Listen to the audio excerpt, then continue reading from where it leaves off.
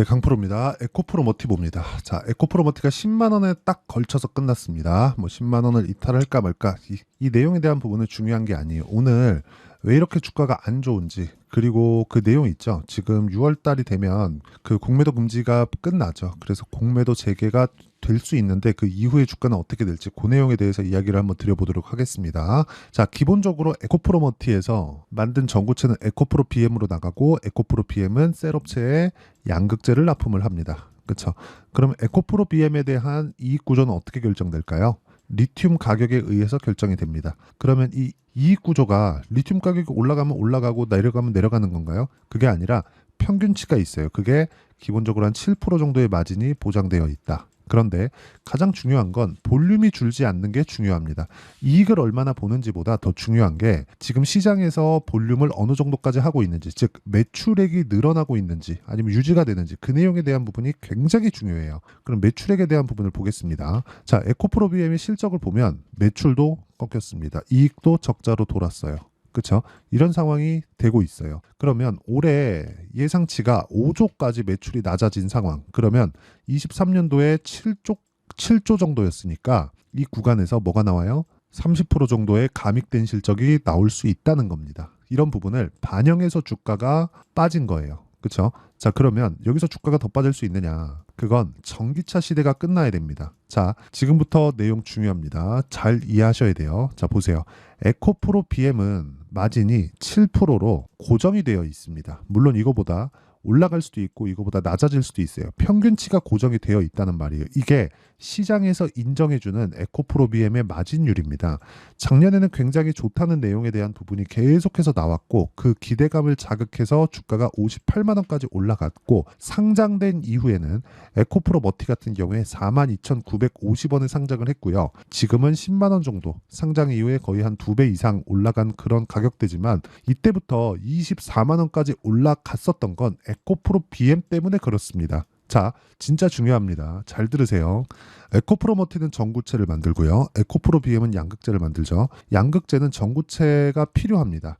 전구체 플러스 리튬 하면 양극재가 됩니다. 그러면 이 양극재를 만들기 위해서 전구체가 필요한데, 에코프로 BM에 대한 실적이 좋아지면 전구체가 필요하니까 에코프로 머티의 실적도 좋아진다는 거죠. 그렇죠? 그러면 에코프로 BM이 빠지면 더 빠지고, 에코프로 BM이 올라가면 더 올라가는 그런 구조가 만들어지는 거예요. 그런데 상장 시점에 기관놈들의 농간으로 인해서 에코프로 머티의 여기 상장 가격이 시가총액입니다. 시가총액이 대략 3조 원대밖에 되지 않았습니다. 자, 공모한 내역을 볼게요. 여기 36,200원. 그렇죠? 36,200원입니다. 이 공모 확정가 36,200원이 어디예요? 희망밴드 최저치예요. 그렇죠? 최저치에 들어갔어요. 이거는 농간이 있을 수밖에 없겠죠. 그러니까 상장 이후에 큰 폭으로 상승을 만들어낸 겁니다. 우리가 여기서 하나 생각해 보시죠. 그러면 에코프로 머티가, 그쵸? 에코프로 머티가 이때 상장하고 나니까 3조 원 정도 됐어요. 근데 에코프로 BM의 시가총액은 이때 어느 정도 됐어요? 지금 가격대랑 비슷하니까 지금 시가총액을 보죠. 에코프로 BM의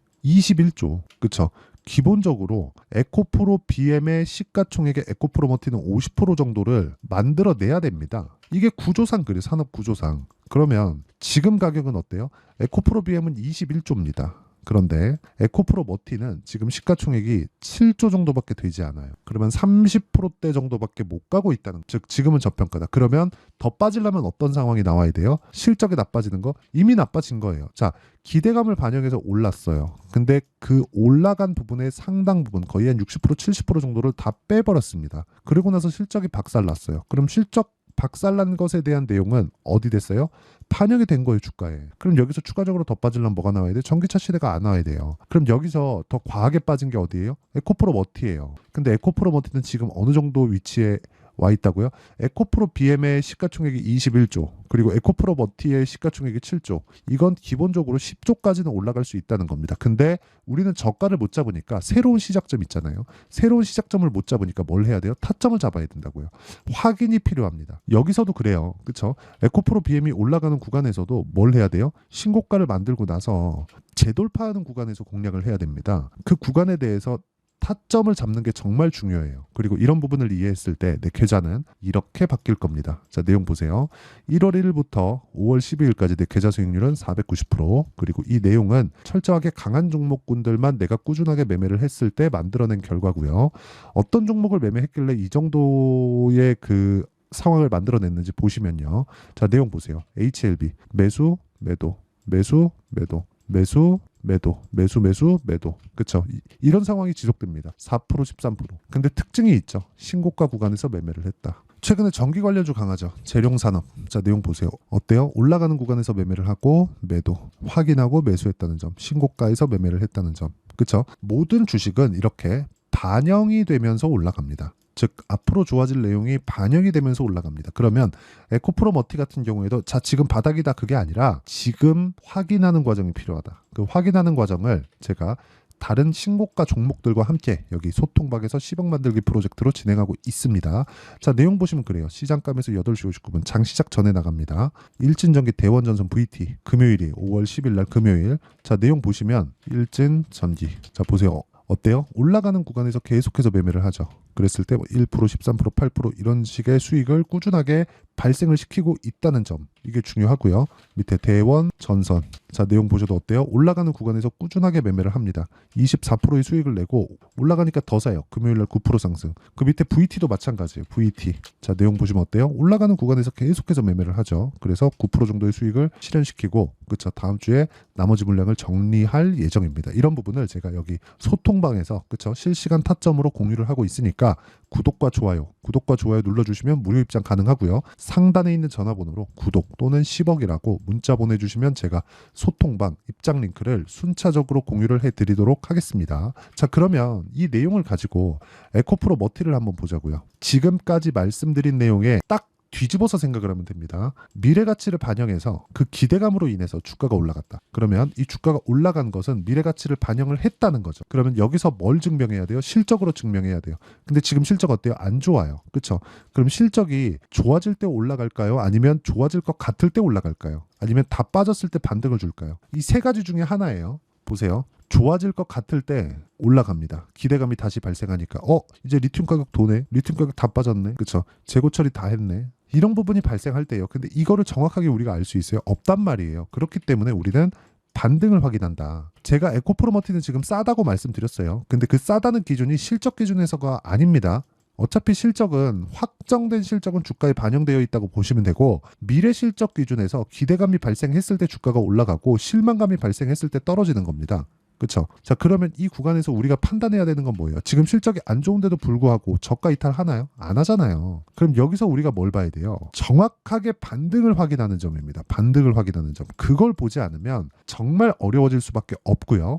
이 내용에 대해서 이해를 한다면 우리가 확인하고 매수하는 구간에서 꾸준하게 수익을 만들어낼 수 있고 그 결과 이런 정도의 계좌 수익을 만들어낼 수 있습니다. 그리고 이 내용에 대한 부분을 제가 여기 소통방에서 실시간 타점으로 에코프로머티에 확인하는 과정까지 다 공유를 해드릴 테니까 상단에 있는 전화번호로 구독 또는 10억이라고 문자 보내주시면 제가 소통방 입장 링크를 순차적으로 공유를 해드리도록 하겠습니다. 자, 그러면 이렇게 타점을 잡는 원리가 있겠죠. 그 원리에 대한 부분은 여기 에코프로머티의 가격 그리고 단기 보유 전략 그리고 무엇보다 최근에 2차 전지가 너무 안 좋기 때문에 에코프로머티의 실시간 타점을 제가 문자로 공유를 해드리도록 할 테니까 구독과 좋아요 눌러주시고요. 상단에 있는 전화번호로 머티라고 문자 보내주시면 제가 단기 보유 전략과 함께 실시간 타점을 공유해드리도록 하겠습니다. 자, 내용 정리하면 그렇습니다. 에코프로 그룹 실적 안 좋아요. 근데 주가도 그만큼 많이 빠졌다. 그렇기 때문에 우리는 바닥이라고 보지만 정확한 바닥을 우리가 확인하는 절차가 필요하다. 그 과정이 필요하다는 거고 그 과정에 대한 부분을 이해했을 때 어떤 식으로 내가 매매를 이끌어갈 수 있는지 그 내용에 대한 부분을 제가 다 이해를 시켜드리도록 할 테니까 영상 끝까지 시청하시고요. 모든 분들이 성공 투자하셨으면 참 좋겠습니다.